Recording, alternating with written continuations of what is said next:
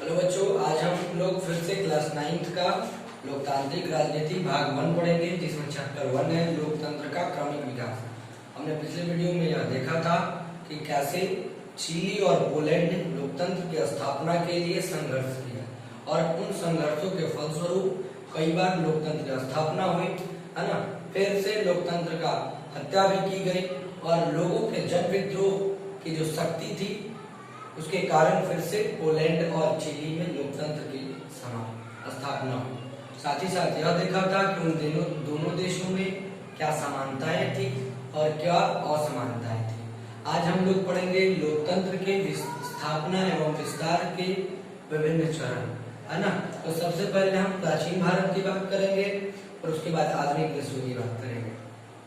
तो प्राचीन भारत की जब हम बात करते हैं तो सबसे पहले जो है विभिन्न चरण में प्राचीन भारत की जब हम बात करते हैं तो सबसे पहले ईसा पूर्व 6ठी शताब्दी में, यानी कि बुद्ध काल में, है ना, गंगा घाटी के कई गणराज्यों में लोकतांत्रिक व्यवस्था के प्रमाण मिले हैं। यानी कहने का मतलब यह है कि ईसा पूर्व 6ठी शताब्दी, यानी जब बुद्ध काल का शासन था, महात्मा बुद्ध का जो है ना समय था, उस समय भी हमारे यहाँ हमारे कई राज्यों में, गणराज्यों में लोकतांत्रिक व्यवस्था कायम है। वहां उस समय भी शासन जो होता था वो भी बहुमत के आधार पर होता था, चुनकर नहीं शासन होता था, है ना। तो हम सबसे पहले इन गणराज्यों के बारे में पढ़ेंगे, है ना। तो 6ठी शताब्दी में बुद्ध काल में गंगा घाटी के कई गणराज्यों में लोकतांत्रिक व्यवस्था के प्रमाण मिले हैं। गणराज्यों का एक प्रधान होते थे, है ना, एक निर्वाचित पदाधिकारी को प्रधान बनाया जाता था जिन्हें राजा कहा जाता था, है ना। और इस गणराज्यों की जो शक्ति होती थी, जो वास्तविक शक्ति होती थी, वो केंद्रीय समिति के पास होती थी और इस केंद्रीय समिति में जितने भी सदस्य होते थे वो नागरिक होते थे, नागरिक के समूह होते थे, है ना। और इनके पास ही सारी शक्तियां होती थी, ठीक है ना।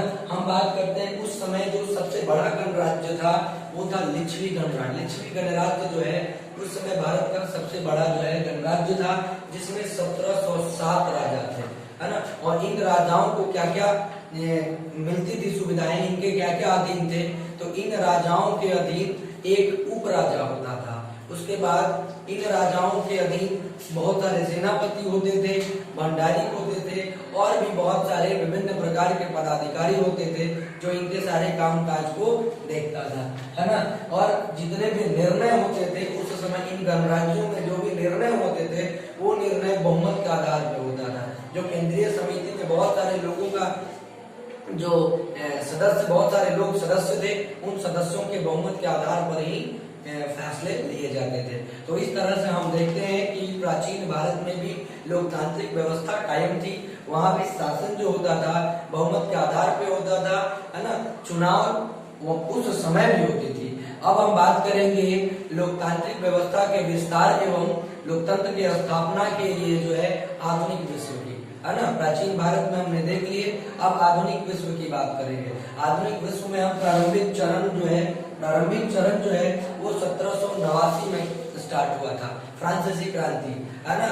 यानी कि जब फ्रांसीसी क्रांति 1789 में शुरू हुई थी, उस क्रांति के फलस्वरूप जो है लोगों में एक ऐसी राष्ट्रीयता की भावना जगी। लोकतंत्र की स्थापना के लिए जो है लोग जो है एकत्रित होने लगे और ये बहुत बड़ा जन आंदोलन बना था।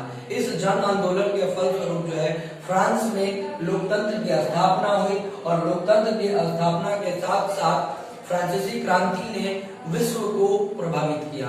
विश्व के वैसे देश जो किसी दूसरे देश के उपनिवेश थे, गुलाम थे, उनमें राष्ट्रीयता की भावना जगने लगी, है ना। उनमें राष्ट्रवाद का विकास होने लगा और वे भी लोकतंत्र की स्थापना के लिए जो है संघर्ष शुरू करने लगे, है ना। फ्रांसीसी क्रांति ने 3 तत्वों को स्थापित किया।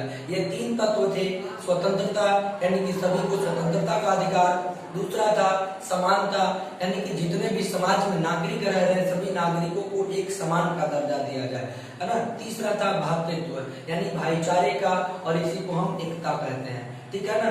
एकता का भी ये दिया गया अधिकार। ये 3 चीजें थी: स्वतंत्रता, समानता और भ्रातृत्व का मतलब एकता। जितने भी समाज में लोग रह रहे हैं वो भाईचारे, एकता के साथ रहेंगे, है ना। उसके बाद जो है इसके बाद जो है सबसे ज्यादा जब फ्रांसीसी क्रांति हुई तो इस क्रांति की आंच जो है ब्रिटेन तक भी पहुंची। ब्रिटेन के लोगों में भी जो है लोकतंत्र की स्थापना के लिए जो है भावनाएं उठने लगी। वहां के लोग भी जो है विद्रोह करने लगे और उस विद्रोह के फलस्वरूप ब्रिटेन में 1600, ठीक है ना, 1600, एक सेकंड ध्यान रखिएगा, ये तो 1789 में क्रांति हुई थी, लेकिन कहीं ना कहीं उसके पहले भी ब्रिटेन में एक गौरवशाली क्रांति हो चुका था। वहां के लोगों में भी लोकतंत्र की स्थापना के लिए जो है ये ऐसा भावना जग उठी थी। लेकिन जब 1789 में ये क्रांति फ्रांसीसी क्रांति हुई तो इनकी भावनाओं को और बल मिला करीब 100 सालों के बाद, ठीक है ना। ये 1789 थी, ये 1688 में, अप्रॉक्स 100 सालों के बाद जो है ब्रिटेन के लोगों में ये भावना एक बार फिर से जगी, है ना। और वहां का जो राजशाही लोगों की भावना इतनी बढ़ गई, लोगों का जो जोश था वो विद्रोह का रूप लेने लगा और इस विद्रोह का परिणाम यह हुआ कि वहां की जो राजशाही शक्तियां थी, जो सामंत वर्ग की शक्तियां थी, वो कम होने लगी और धीरे धीरे वहां के लोगों को भी ब्रिटेन के सरकार के द्वारा, सत्ताधारी लोगों के द्वारा, पक्ष के द्वारा उन्हें कुछ अधिकार दिया गया, है ना। उसके बाद जो है 16वीं अमेरिकी स्वतंत्रता संग्राम में बहुत ज्यादा मायने रखता है लोकतंत्र की स्थापना के प्रारंभिक चरण में, है ना। 16वीं शताब्दी में अमेरिका में स्वतंत्रता संग्राम हुआ था। अमेरिका सबसे पहले ब्रिटेन का एक उपनिवेश था, यानी कि कहने का मतलब है पहले दुनिया में जितने भी देश थे वो एक तरह से कहा जाए तो ब्रिटेन का ही गुलाम थे या यूरोपीय देशों के ही गुलाम थे। यूरोपीय शक्तियों के अधीन थे, यूरोपीय शक्तियों के उपनिवेश के रूप में हुए थे, ठीक है ना। तो 16वीं शताब्दी में अमेरिका में स्वतंत्रता संग्राम हुए। इस स्वतंत्रता संग्राम के फलस्वरूप 1776 ईस्वी में अमेरिका स्वतंत्र हुआ, यानी कि 1776 ईस्वी में अमेरिका को आजादी मिल गई और वह ब्रिटेन के गुलामी से मुक्त हो गया। और उसके बाद 1789 ईस्वी में जिस समय फ्रांस में क्रांति हुई थी, उसी वर्ष 1789 ईस्वी में अमेरिका का जो बहुत छोटे छोटे जो गणराज्य थे, वो जो राज्य थे, वो सभी मिलकर, है ना, एक संयुक्त राज्य अमेरिका का निर्माण किए और उस, है ना, USA, United states of America, है ना, और इस संयुक्त राज्य अमेरिका में 1789 ईस्वी में लोकतांत्रिक संविधान लागू हो गया और इसी संविधान के अनुसार जो है यह देश जो है आज भी जो है इस संविधान का पालन कर रहा है और इसी संविधान के अनुसार यहाँ पे शासन पद्धति का प्रचलन है। उसके बाद जो है एक चीज और भी चीजें देखी गई कि 19वीं शताब्दी में लोकतंत्र के लिए जब संघर्ष हुआ तो उन संघर्षों के फलस्वरूप नागरिकों को क्या क्या अधिकार दिए गए, तो वो था राजनीतिक समानता का अधिकार, ठीक है। दूसरा था लोगों की स्वतंत्रता का अधिकार और न्यायिक निष्पक्षता का आधार, है ना। इतने अधिकारों तक ही लोगों को सीमित रखा गया, ठीक है ना। जब 19वीं शताब्दी में लोकतंत्र के लिए संघर्ष हुए, इन संघर्षों के फलस्वरूप जो है नागरिकों को राजनीतिक समानता का अधिकार दिया गया, लोगों की स्वतंत्रता का अधिकार दिया, न्यायिक निष्पक्षता जैसे मूल्यों की ही आजादी दी गई थी, इतना ही दिया गया था। और भी बहुत तरह के अधिकार थे जिनसे लोगों को वंचित रखा गया।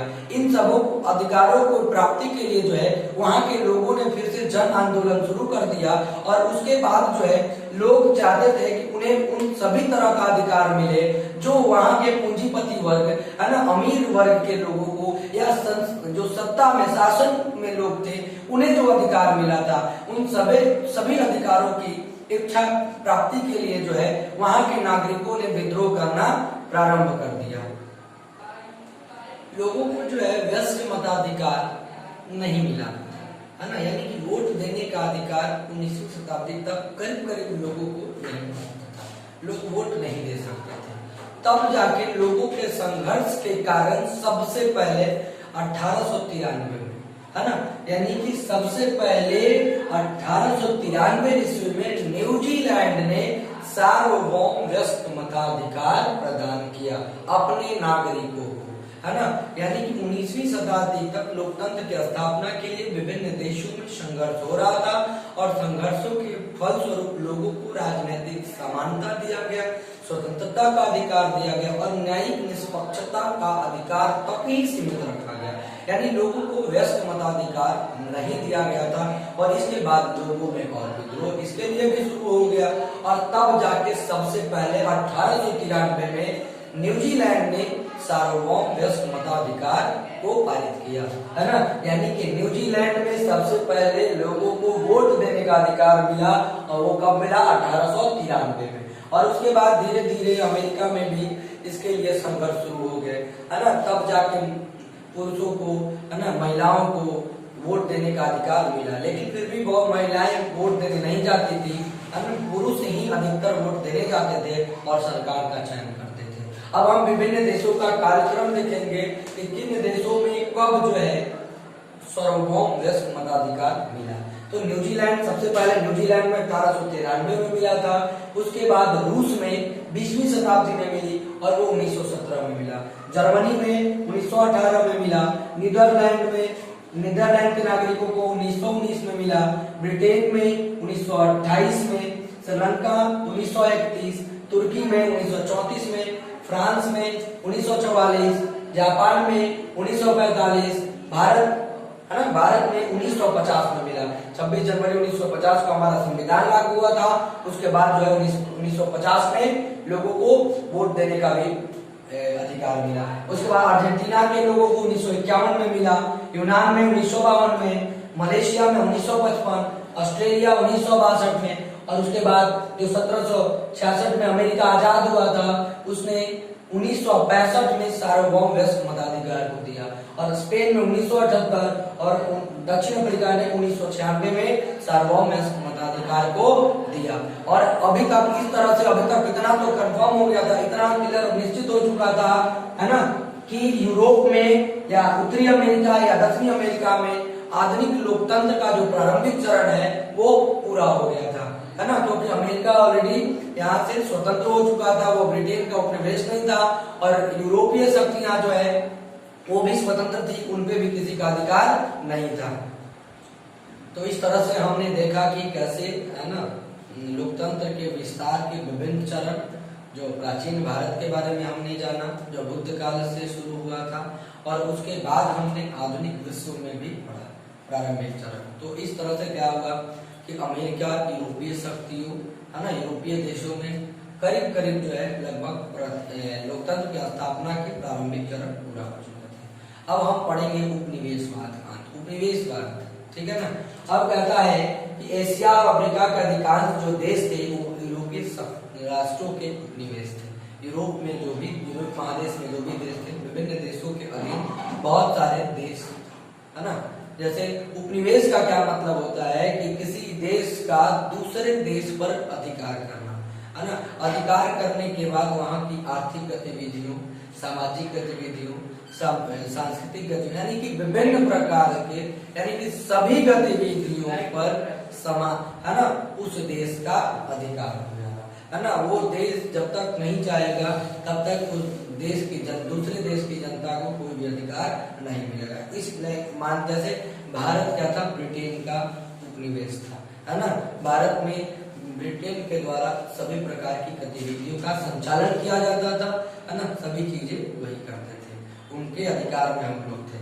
तो अब तक जो है, अब उपनिवेशवाद के अंत में हम यही देखेंगे कि एशिया के देशों में और अफ्रीका के अधिकांश देशों में यूरोपीय राष्ट्रों का उपनिवेश था, यानी कि यूरोपीय जो राष्ट्र थे, देश थे, वो एशिया और अफ्रीका के विभिन्न देशों पर अपना आधिपत्य जमाए हुए थे, ठीक है ना। उपनिवेशों को कोई राजनीतिक अधिकार प्राप्त नहीं था, वे राजनीति में भाग नहीं ले सकते थे, है ना, वे वोट नहीं कर सकते, यानी विभिन्न प्रकार के जो अधिकार थे वो उन्हें कोई अधिकार प्राप्त नहीं था।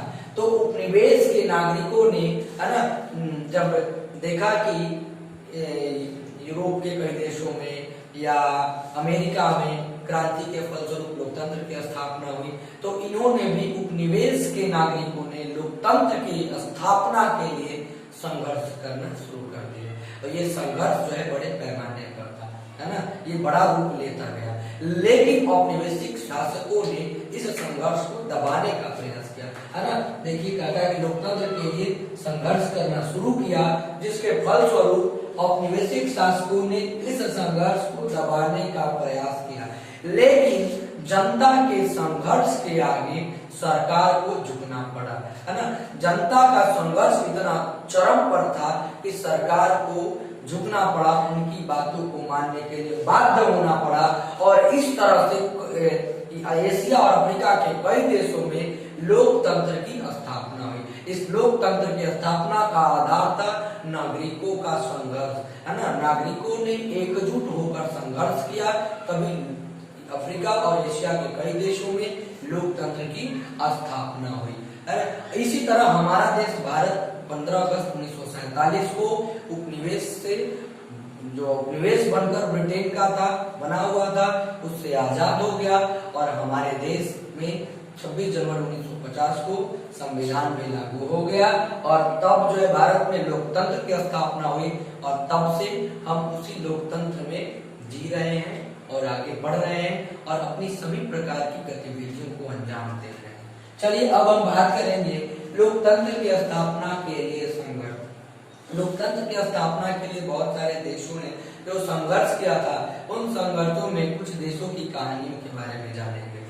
कुछ ऐसे देश थे जहां पर लोकतंत्र की स्थापना के लिए संघर्ष हुए, उन संघर्षों के फलस्वरूप जो है वहां लोकतंत्र की स्थापना हुई, लेकिन फिर कुछ सामाजिक तत्वों के द्वारा उस लोकतंत्र का खात्मा कर दिया गया, हत्या कर दी गई और उसके बाद जो है फिर अन्य शासन व्यवस्था का लागू किया गया। यानी कि हम पढ़ेंगे कि घाना में लोकतंत्र की व्यवस्था की स्थापना कैसे हुई, उसका खात्मा कैसे किया गया और फिर कैसे उस लोकतंत्र की पुनर्स्थापना किया गया। तो घाना जो है पश्चिमी अफ्रीका में स्थित एक देश जिसका पुराना नाम गोल्ड कोस्ट था, है ना। गोल्ड कोस्ट के नाम से घाना को जाना जाता था। ये गोल्ड कोस्ट यानी कि घाना जो है ब्रिटेन का एक उपनिवेश था, यानी कि इस घाना पर ब्रिटेन का अधिकार था। देख लीजिए पश्चिम अफ्रीकी में घाना यानी कि गोल्ड कोस्ट एक देश जहाँ ब्रिटेन का उपनिवेश था। यहाँ के लोगों ने राजनीतिक अधिकारों के लिए संघर्ष करना शुरू कर दिया, लोकतंत्र की स्थापना के लिए संघर्ष करना शुरू कर दिया। इन संघर्षों की ताकत बढ़ती गई और इन संघर्षों का नेतृत्व करता जो था वो एक सुनार का पुत्र था और वह पेशे से एक शिक्षक था। उसने इस संघर्ष का नेतृत्व किया जिसका नाम था लामी एनक्रुमा, ठीक है ना। संघर्ष का नेतृत्व करता लामी एनक्रुमा था, जो एक सोनार का पुत्र था और पेशे से एक शिक्षक था। इनके संघर्षों के फलस्वरूप जो है 1957 में, ठीक है ना, ध्यान रखिएगा, घाना के नागरिकों के संघर्षों के फलस्वरूप 1957 में घाना को स्वतंत्रता मिली और इस तरह से आजादी के बाद लामे एनक्रुमा को वहां का प्रधानमंत्री बना दिया गया और कुछ समय बाद फिर लामे एनक्रुमा को राष्ट्रपति बना दिया गया। लेकिन लामे एनक्रुमा ने क्या किया कि वहां के जनता के समर्थन पाकर आजीवन राष्ट्रपति बन गया, है ना। आजीवन राष्ट्रपति के लिए अपने आप को चुनवा लिया, है ना, निर्वाचित करवा लिया, जिससे वहां के कुछ लोगों में विद्रोह की भावना उठी और 1966 में इसी विद्रोह के कारण जो है वहां की जो लामा एनक्रुमा की जो सरकार थी उसको सत्ता से बेदखल कर दिया गया और वहां पर फिर से जो है तख्ता पलट करके लोकतंत्र की हत्या कर दी गई, ठीक है ना। क्योंकि लामा एनक्रुमा वहां की सत्ता पर आजीवन राष्ट्रपति पद पर निर्वाचित हो गए थे। इस चीज के विरोध के कारण 1966 में जो है वहां के सेना द्वारा जो है एनक्रुमा सरकार को सत्ता से बेदखल कर दिया गया, यानी कि फिर से लोकतंत्र की हत्या कर दी। चलिए उसके बाद हम देखते हैं, कहता है कि 1991 में जो है सोवियत संघ का विघटन हो गया, यानी कि पतन होने के बाद जो है सोवियत संघ में जो कुल 15 गणराज्य थे वो अलग अलग हो गए, स्वतंत्र हो गए और वहां फिर से बहुत सारे गणराज्यों में लोकतांत्रिक व्यवस्था को अपना लिया।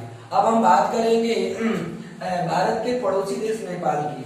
जहाँ लोकतंत्र की स्थापना हुई, फिर लोकतंत्र की समाप्ति भी हुई और फिर जन विद्रोह के कारण, जन आंदोलन के कारण लोकतंत्र की पुनर्स्थापना की गई। सबसे पहले 1948 में, ठीक है ना, सबसे पहले 1948 में नेपाल में पहला संविधान बना, है ना, और संविधान के अंतर्गत जो नेपाल का वास्तविक शासक होता था वो राजा होता था।